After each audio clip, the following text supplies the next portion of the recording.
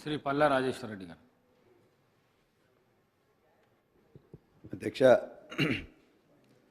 Irrigation శ్వేతపత్రం మీద మాట్లాడటానికి అవకాశం ఇచ్చినందుకు మీకు ముందుగా ధన్యవాదాలు తెలియజేస్తున్నాను. మా నాయకుడు కేసీఆర్ గారికి ఈరోజు జన్మదిన శుభాకాంక్షలు కూడా తెలియజేస్తున్నాను. గౌరవ ముఖ్యమంత్రి వర్యులు రేవంత్ రెడ్డి గారు, అదేవిధంగా ప్రభుత్వం, ఉత్తమ్ కుమార్ రెడ్డి గారు మీరు ఎట్లయితే ప్రజెంట్ చేసినరో అదేవిధంగా మాకు కూడా అవకాశం ఇచ్చినట్లయితే ఖచ్చితంగా రాష్ట్రానికి ఉపయోగపడే విధంగా 10 సంవత్సరంలో గత కేసీఆర్ గారి ప్రభుత్వం ఏ ఆలోచనతో చేసింది, ఏ ఉద్దేశంతో చేసిందని చెప్పేసి మీకు ఖచ్చితంగా ప్రజెంట్ చేసి మిమ్మల్ని ఒప్పించి మెప్పించేవాళ్ళం. ఒక లెవెల్ ఫీల్డ్ అని ఉన్నట్లయితే ఉండేది, దాని ద్వారా రాష్ట్రానికి ఉపయోగం జరిగేది. మీ అందరికీ వీళ్ళందరూ కూడా ఏదో బాగా నష్టం జరిగిందని చెప్పేసే మీరు ఒక పార్షన్ చెప్పారు, మీ ప్రజెంటేషన్లో ఒక పార్షన్ చెప్పారు అధ్యక్ష. రెండో పార్షన్ చెప్పడానికి వినడానికి సిద్ధంగా లేరు. ఆ రెండో పార్షన్ వల్ల వచ్చే లాభాలేంటి అనేది కూడా ఖచ్చితంగా తెలిసినట్లయితే ఇప్పటికైనా మీరు భవిష్యత్తులో కూడా మీకు రాజకీయంగా కక్ష లేకపోతే అది ఉన్నట్లయితే బయట తిట్టుకోవచ్చు, లేకపోతే ఎలక్షన్ వరకు పోవచ్చు.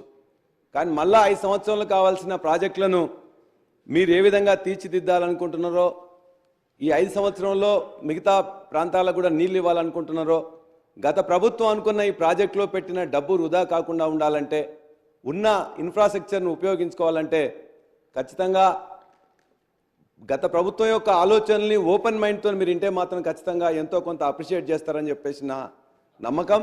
ఖచ్చితంగా రెండో అంశం మీరు తద్వారా రెండో అంశం నేను అభిప్రాయం చెప్తున్నాను అండి, మీరు టేకప్ చేయకండి. నా అభిప్రాయం నేను చెప్తున్నాను. రెండో అంశం, ఒకవేళ గత ప్రభుత్వం ఎక్కడన్నా తప్పిదం చేసిందని చెప్పేసి భావిస్తే మీరు ఏ ఏజెన్సీ కానీ, సెంట్రల్ ఏజెన్సీ కానీ, స్టేట్ ఏజెన్సీ కానీ, మీ యొక్క వివిధ ఏజెన్సీలలో ఖచ్చితంగా మీరుండి చర్య తీసుకోమని చెప్పేసి ఇంతకుముందే పెద్దల హరీష్ రావు గారు చెప్పాను.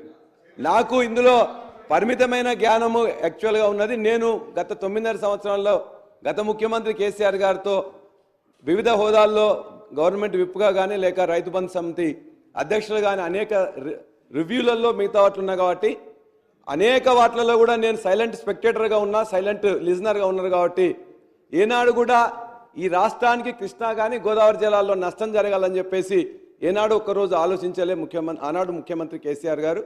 ఖచ్చితంగా ఒక్కొక్క దగ్గర కోర్టులో ఇలా వాదిస్తున్నప్పుడు ఆ కోర్టులో వాదించే దగ్గర కూడా ఖచ్చితంగా తన యొక్క ఆలోచన చెప్పి, ఆ ఆలోచన ఇవాళ ఒక ప్రాజెక్టు పర్మిషన్ రావట్లేదంటే ఆ పర్మిషన్ రాకపోవడానికి కారణం ఏందని చెప్పేసి అంటే దానిలో ఇంక్లూడ్ చేసి even water, drinking water component కూడా ఉంది కాబట్టి అది పెట్టి చెప్పి చాలాసార్లు కూడా స్టేని తీసుకురావాల్సి వచ్చింది. స్టే ఉంటే స్టేని లిఫ్ట్ చేసాల్సి వచ్చింది. అదేవిధంగా కృష్ణా వాటర్ మీద మీరు ఇంతకుముందు చెప్పినట్టు ఏనాడు కూడా కృష్ణా వాటర్ ఇప్పటికి కూడా 299కి ఎవరు ఒప్పుకున్నది కాదు.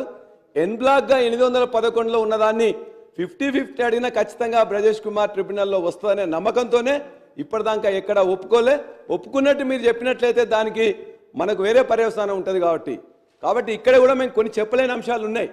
కాబట్టి ఖచ్చితంగా మీరు అవసరం అనుకున్నప్పుడు మీరు పిలిచినట్లయితే మా యొక్క హరీష్ రావు గారు కానీ మేము కానీ వచ్చినప్పుడు ఎందుకు ఆనాడు ఏ విధంగా కొన్ని చేయాల్సి వచ్చిన విషయాలు కూడా ఖచ్చితంగా రాష్ట్రానికి ఉపయోగపడే విధంగా, రాష్ట్ర ఇరిగేషన్కి ఉపయోగపడే విధంగా మీకు తెలియజేస్తామని కూడా మీకు తెలియజేస్తున్నాం. అదేవిధంగా మా ఉత్తమ్ కుమార్ రెడ్డి గారికి నేను బాగా వారి దగ్గర నుంచి స్ఫూర్తి పొందిన వారిని. 25 సంవత్సరాలుగా వారితో నాకు పరిచయం ఉన్నది. వారి యొక్క ప్రాంతంలోనే నేను కాలేజీ పెడుతుంటే మొట్టమొదటిసారి నా కాలేజీకి పర్మిషన్ ఇప్పించింది వారే, ఆనాటి కేంద్ర మంత్రి జైపాల్ రెడ్డి గారి దగ్గర తీసుకెళ్ళి.